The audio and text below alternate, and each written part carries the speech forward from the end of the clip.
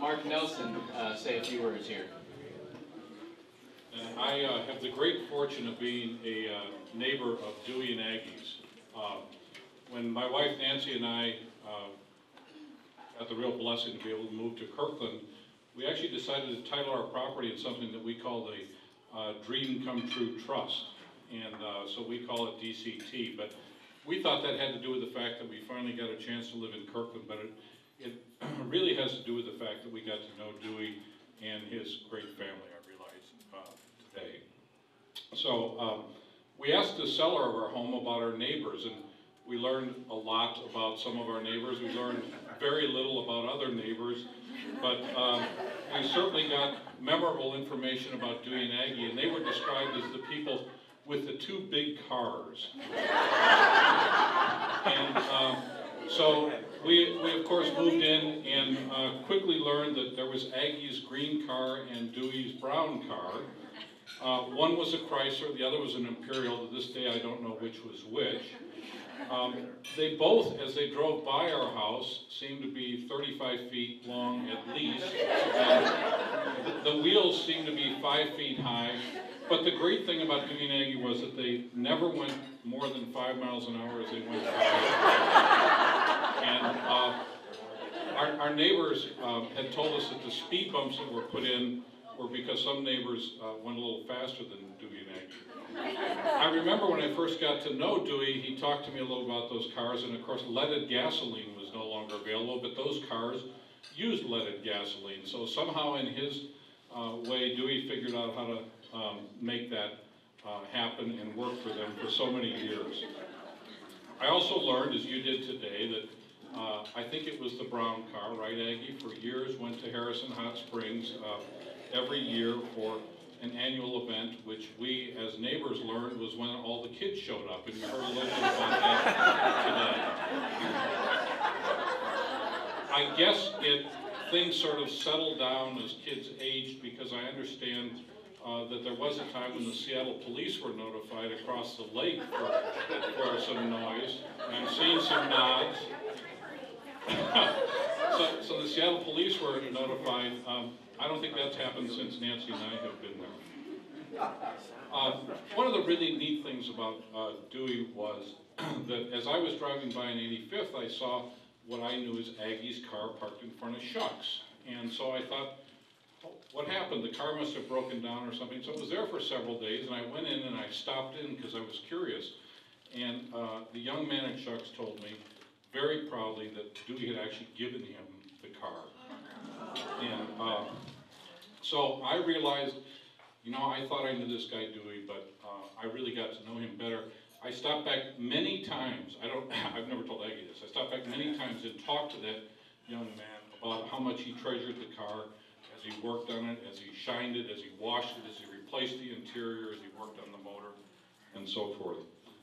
Our neighbor Paul Bierkland, who was here earlier today, reminded me about what a great honor it was when he advised Dewey about the use of the internet to get rid of the brown car. And I understand that, from Paul at least, that the brown car ended up going to New Zealand or Australia or somewhere. Finland. Thanks to the internet, I guess some purchasers came and paid cash for the car and shipped it in SEDD, not in yes, and sent it over to Finland. So Dewey is certainly making his memories known around the world.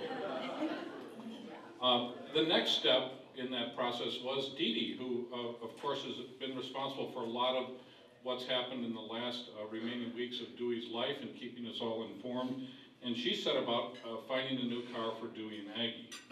And I could tell when Dewey got the new car that Dee Dee had helped them find that he was a bit disappointed when I first talked to him. And his disappointment was, well, we got this extended maintenance warranty and I can just take it in and they'll just fix it for me and there's nothing really for me to do on it. And he was genuine about that.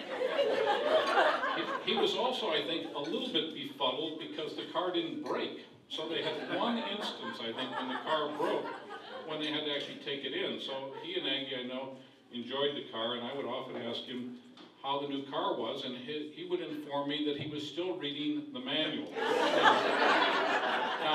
people who buy a new car actually read the manual.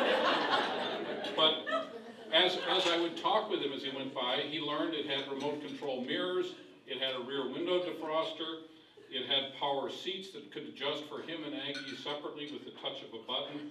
And, you know, for a man his age, I was forever impressed at how curious he was and how willing he was to adapt to new things, including that cell phone that he had there. I know that Dewey was grateful for what Dee Dee did for him, and he certainly appreciated what the new car meant to both he and Aggie, as it was easier to park. I think I heard Aggie say more than once. Now this, of course, reminds me of a great story about Dee Dee that maybe all of you know, maybe none of you know. I asked Dewey, of course, as we got to know him a little bit about his kids, and he told me, well, Dee Dee, you know, she was Miss Kirkland in, I think, 1966. Don't frown at me. and then went on to be Miss Washington, and then he told me, you know, then she went off to Miami Beach in 1968. But you know, Dewey was very practical. He was an engineer. Everything was calculated. If it couldn't be quantified, you know, it probably wasn't worth doing. So he never thought she'd win, is the story I heard. And so I think it was while 50 or 60 million other people were watching on TV, Dewey and Aggie were home minding their own business, and I think they got a phone call that Dee Dee had won. And I think to this day, Dewey couldn't figure out how all of this stuff like that worked, because you couldn't quantify it, you couldn't put mathematics to it. It just somehow happened. Couple more things, and then I'm going to wrap up. You know, you heard from Freddie today about the lawn.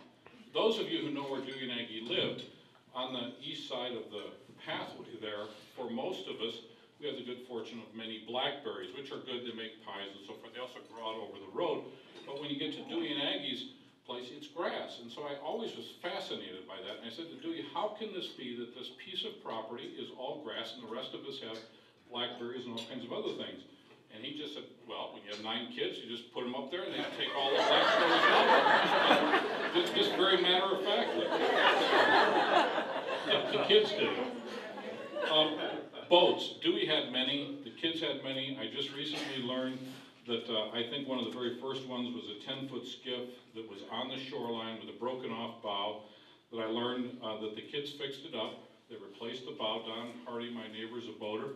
They replaced the bow, patched it up, added a 10-horsepower motor, and water skied behind that boat. I learned that the driver had to be the lightest kid in the family so that they could get some speed. And then they finally upgraded to a 35-horsepower motor. And of course, you saw pictures of their boats and their home.